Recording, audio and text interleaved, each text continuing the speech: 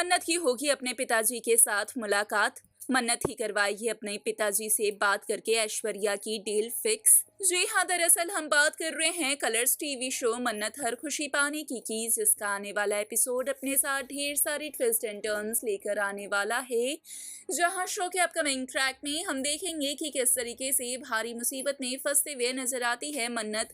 जहां पर मन्नत के सामने ये मुसीबत है कि उसके अपने ही असली पिता उसके सामने हैं और डीलर बनकर आए हैं।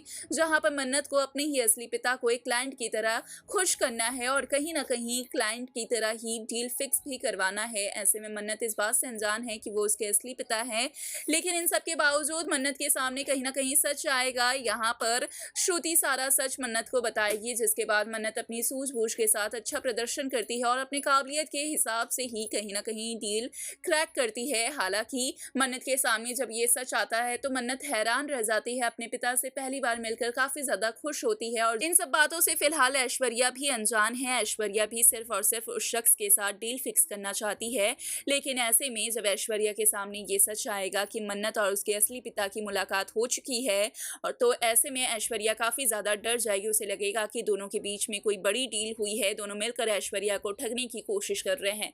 अब देखना होगा काफी दिलचस्प कि क्या वाकई ही ऐश्वर्या इस सदमे को कर पाएगी बर्दाश्त, और क्या वाकई ही मन्नत और मन्नत के असली पिता के साथ बनाई गई डील में होगी राजी। हमें कमेंट में अपनी राय जरूर बताएं, साथ ही चैनल को सब्सक्राइब करें।